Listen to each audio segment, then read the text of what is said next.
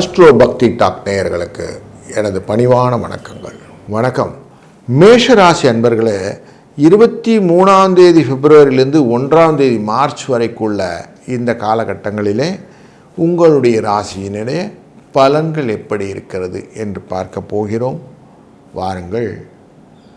பரணி நட்சத்திரம் என்கிற மேஷராசியான உங்கள் ராசியிலிருந்து பூச நட்சத்திரம் என்கிற கடகராசி வரை சந்திர பகவானின் பயணம் செய்யக்கூடிய இந்த காலகட்டங்கள், சுக்கிரனிலிருந்து சனி அப்படின்னு மனசில் வச்சுக்கொள்ளுங்கள். இப்படி உங்களுக்கு பலன்களாக இருக்கும். சுக்கிரன்னா 2ஆம் இடம், சனி பகவான் இருப்பது 10ஆம் இடம்.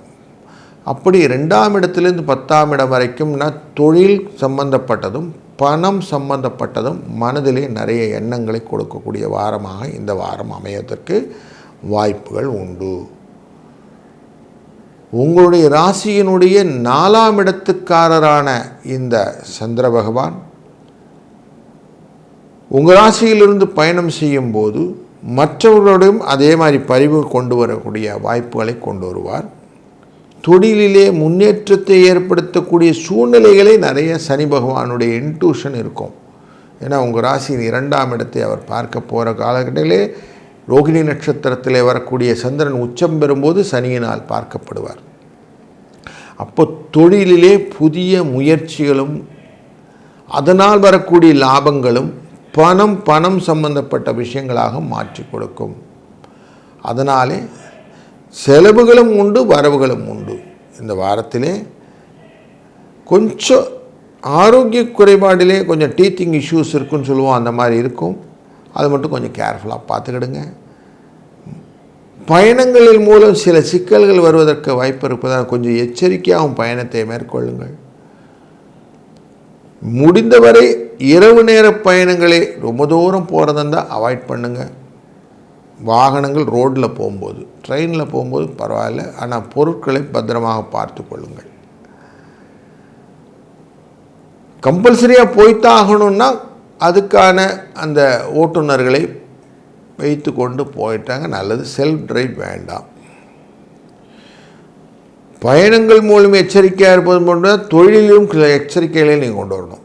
அடுத்தவர்களுக்காக ஜாமீன் கொடுப்பது, வார்த்தையினாலே அவங்களுக்கு அஷூரன்ஸ் கொடுக்கறது, அவங்க வேலை செய்யலைன்னா நான் செய்வேங்கிற ஒரு மாற்று கருத்தை டீம்லலாம் சொல்கிறது, மற்றவர்கள் முடிக்க வேண்டிய வேலையை நீங்கள் இழுத்து போட்டுக்கிட்டு செய்கிறதுனால வேலை பளு ஜாஸ்தியாகவே தவிர உங்களுக்கு நல்ல பேர் வரப்பதற்கு வாய்ப்புகள் இல்லை. அதனால் இந்த காரியங்களெல்லாம் கொஞ்சம் அவாய்ட் பண்ணிடுங்க. லாபஸ்தானத்திலே சூரிய பகவான் இருப்பது உங்களை முதன்மைப்படுத்தி கொண்டு செய்யக்கூடிய காரியங்களெல்லாம் வெற்றிகளை கொடுக்கக்கூடியதாக இருக்கிறதும் சந்தோஷத்தை கொடுக்கக்கூடியதாக இருப்பதனால அதை கரெக்டாக டியூன் பண்ணிக்கிடுங்க. வெளி வர்த்தக தொடர்புகளிலே நல்ல ஒரு லாபத்தை நீங்கள் அடையக்கூடிய சூழ்நிலையையும் கிரகங்கள் கரெக்டாக காட்டிட்டு தான் இருக்குது. அதனால் இந்த விஷயம் சக்ஸஸாக இருக்கும். சஷ்டி 23ஆம் தேதி வருகிறது. அன்றைய நாளிலே கிருத்திகையுடைய தொடர்ச்சியும் இருக்கும். சண்டேவுடைய அந்த தொடர்ச்சி மண்டேவும் வரும். 1ஆம் தேதி மார்ச் அன்று, அந்த 23ஆம் தேதி அன்று 23ஆம் தேதி என்று சஷ்டியும் கார்த்திகை நட்சத்திரம் சேரக்கூடிய நாளிலே அவசியம் உங்கள் ராசிநாதனான முருகப்பெருமானை வணங்குவது ரொம்ப நல்லது.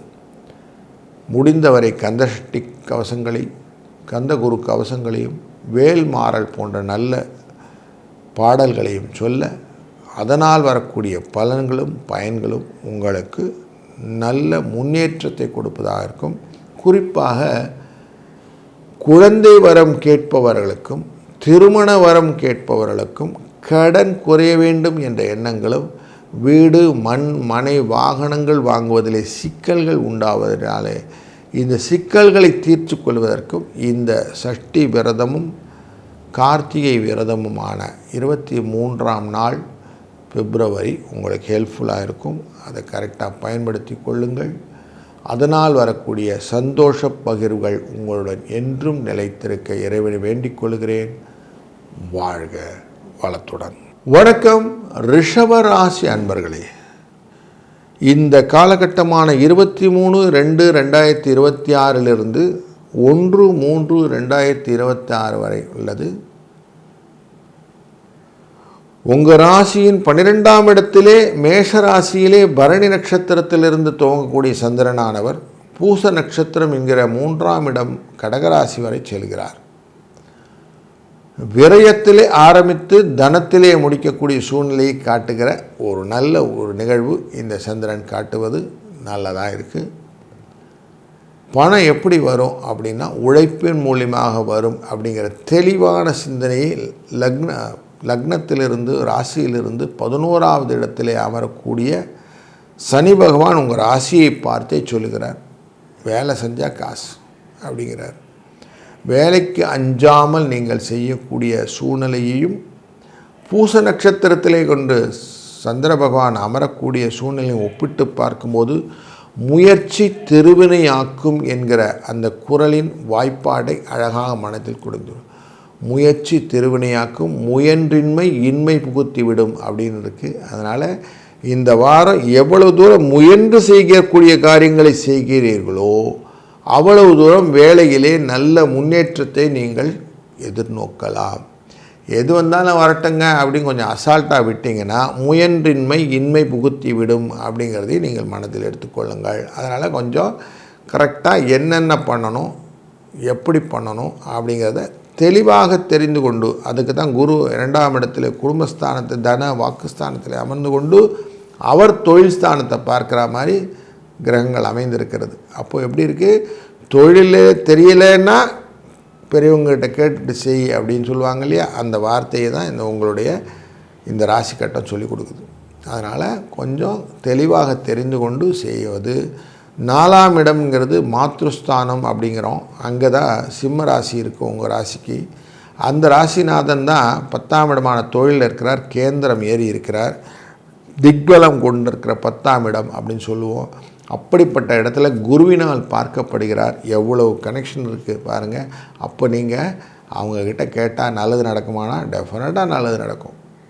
அதனால் கொஞ்சம் நல்லா விசாரித்து அந்த தொழிலில் விருத்தி பண்ணுறது, அடுத்த ஸ்டேஜுக்கு போகணுன்னு ஆசைப்படுறது, கடைகளை விரிவுபடுத்தி கொள்வது, புதிய வேலைக்கு சுவிட்ச் ஓவர் பண்ணுறது, இது எல்லாமே இந்த வாரத்தில் நீங்கள் பண்ணலாம்.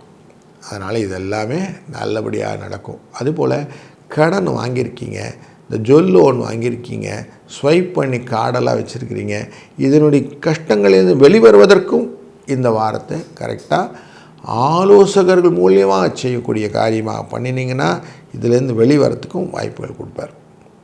அதே போல தான் 23ஆம் தேதியே இந்த திங்கட்கிழமையே சஷ்டியும் கிருத்திகை விரதமும் சேர்ந்து அமருது. இந்த மாதிரி ரொம்ப ரேராக அமையும். மாசி மாதத்தில் அமருது. மாசியே முருகனுக்கும் சிவனுக்கும் உள்ள நாள் அப்படின்னு சொல்லுவோம். அப்படிப்பட்ட இடத்துல இருக்கிறதுனால அவசியம் முருகனை வழிபடுவது ரொம்ப நல்லது. முருகனுக்கான விரதம் இருப்பது நல்லது. அப்படி விரதம் இருக்கும்போது உங்களுடைய கோரிக்கை என்ன இருக்கணும்னா கடனெல்லாம் தீர்ந்து போய் நல்லபடியாக குடும்பத்தை நடத்தணும் அப்படிங்கிறதா இருக்கணும். அதேபோல் வீடு போன்ற கனவுகள் இருப்பவர்களுக்கும் எனக்கு நல்ல வீடு கிடைக்க வேண்டும் என்ற ஆசையிலே நான் உன்னை விளங்குகிறேன் அப்படிங்கிறதும், தேன் அபிஷேகத்துக்கு கொடுத்து தேன் அபிஷேகம் செய்ய உங்களுக்கு அந்த காரியங்களும் நடக்கும் அப்படிங்கிறது தெரிகிறது. அப்போது நல்ல வேல்மாறல், கந்தசஷ்டி கவசங்கள், கந்தகுரு கவசங்கள், திருமுருகாற்றுப்படை தெரிந்தவர்கள் அதை சொல்வது போன்ற நல்ல விஷயங்கள் எல்லாம் சொல்ல டெஃபினட்டாக அதுக்கு பலன் உண்டு. அதில் எந்த விதமான மாற்று கருத்தும் இல்லை என்ற செய்தியை உங்களுடன் பகிர்ந்து கொண்டு விடைபெறுகிறேன்.